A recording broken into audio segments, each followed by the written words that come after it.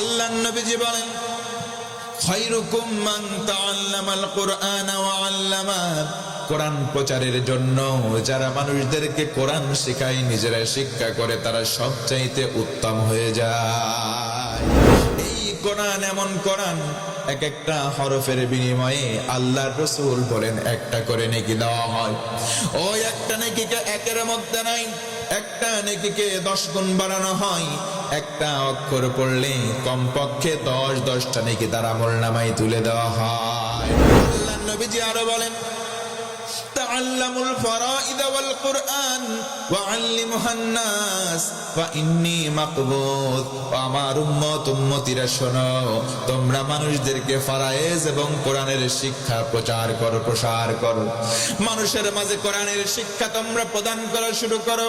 আমরা যদি বলি কারণটা বলুন, নবীজি আমার বলেন, কারণ আমি একদিন থাকবো না, আল্লাহর রাসূল একদিন থাকবেন না, কিন্তু দায়িত্ব আমাদের উপরে আছে না নাই? বাল্লিগু আন্নী ওয়ালাউ আয়া। নবীজি আমার বলেন, উম্মত তোমাদের উপরে দায়িত্ব হলো, আমি রাসূলের পক্ষ থেকে যদি একটা আয়াত তোমরা শোনো, সেটা অন্যের কাছে পৌঁছিয়ে দাও। জোরে বলি সুবহানাল্লাহ। কোরআন তেলাওয়াত করে মানুষদেরকে শোনাই, তাদের জন্য আল্লাহর ফেরেশতারা দোয়া করতে থাকে। আরেকবার বলুন সুবহানাল্লাহ। ভাইরা, ফেরেশতাদের দোয়া আমরা চাই কি চাই না?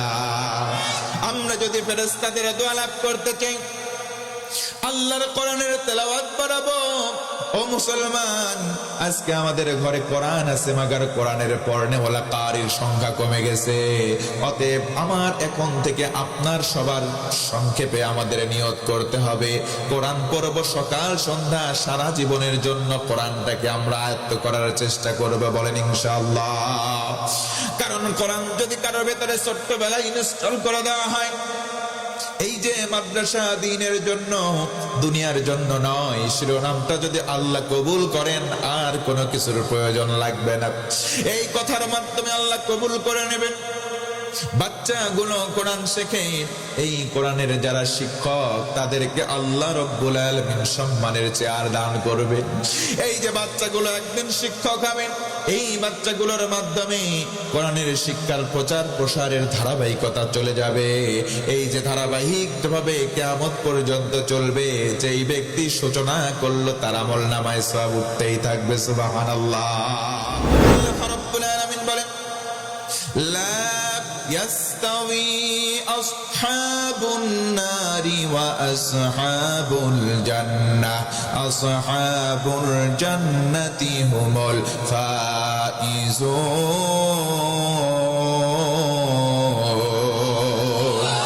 জান্নাতি আর জাহান্নামী দুটো দল। জান্নাতি জাহান্নামী সমান নয়। আল্লাহ বলেন জান্নাতি হবে যারা, চূড়ান্ত সফল হবে তারা। বলি সুবহানাল্লাহ। ও মুসলমান, যদি কোরআনের প্রচার করেন, তাহলে জান্নাতের সিকিউরিটি যিনি দিচ্ছেন তিনি কে? অনেকে নিজে কোরআন পড়তে জানেন না, কোরআন বুঝতে জানেন না। ও মুসলমান বন্ধু, যদি আপনি কোরআনের পড়া না জানেন, তাহলে একটা আমল করতে ভুল করবেন না। আপনি সুন্দর করে ওযু করাটা শিখে নেবেন। কোরআনটা আপনি হাতে নেবেন, ওযু করবেন, কোরআন হাতে নেবেন, আঙ্গুলটা দিয়ে কোরআনের আয়াতের দিকে ধরবেন, আর বলবেন এগুলো আমার আল্লাহর কথা, এইগুলো আমার আল্লাহর কথা। জোরে কোন ইনশাআল্লাহ। এইগুলো যদি করতে পারেন, যতক্ষণ তাকিয়ে থাকবেন, ততক্ষণ আল্লাহ রহমত বর্ষণ করবেন। বলেন সুবহানাল্লাহ। পৃথিবীতে 3টা দিক রয়েছে। নবীজি আমার ভিন্ন ভিন্ন হাদিসে বলেন, 3টা দিক, যেই 3টা দিকের দিকে মানুষ যদি তাকিয়ে থাকে, 3টার সময় আল্লাহ রব্বুল আলামিন সওয়াব দিতে থাকেন। বলেন সুবহানাল্লাহ। আন-নাযারু ইলাল কাবা, 1 নম্বর কাবার দিক। কেউ যদি মক্কা মদিনায় গিয়ে কাবার দিকে তাকায়, আল্লাহ রব্বুল আলামিন হজ্জে মাবরুর হয়ে গেলে তার জীবনের সমস্ত গুনাহ মাফ করে দেন। 2 নম্বর হলো আন-নাযারু ইলাল মাসাহিফ আবিল কোরআন আল কারীম। কেউ যদি কোরআনের দিকে তাকায়, যতক্ষণ তাকিয়ে থাকবে, পুত পবিত্র মন নিয়ে যদি তাকিয়ে থাকে, ততক্ষণ রহমত বর্ষণ করা হবে। সুবহানাল্লাহ। আন-নাযারু ইলা ওয়াজহিল ওয়ালিদাইন, 3 নম্বর বাপ মার চেহারার দিকে তাকাতে হবে।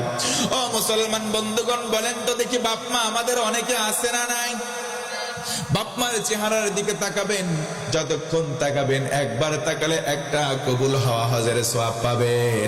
ওই সাহাবী কথা শুনে নবীজিকে বললেন, ইয়া রাসূলুল্লাহ, আমার বাবা মা জীবিত আছে, আমি যদি দৈনন্দিন 100 বার তাকাই আমার ফায়দা কি হবে?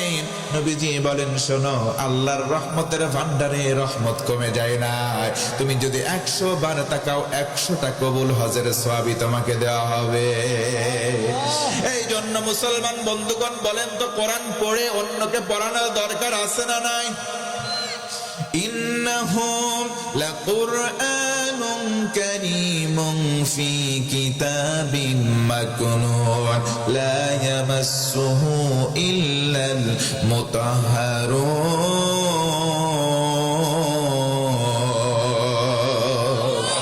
এই কোরআনুল কারীমের সম্মান আল্লাহ দিয়েছেন।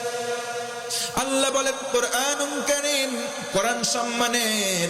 ও মুসলমান ভাইরা, বলেন তো, এই কোরআনকে নিয়ে অনেকে আজে বাজে মন্তব্য বাংলার জমিনে করে কি করে না? কোরআনের অসম্মান করার চেষ্টা করে, মাঝে মধ্যে কোরআনকে লাথি দেয়, মাঝে মধ্যে কোরআন পড়ায়।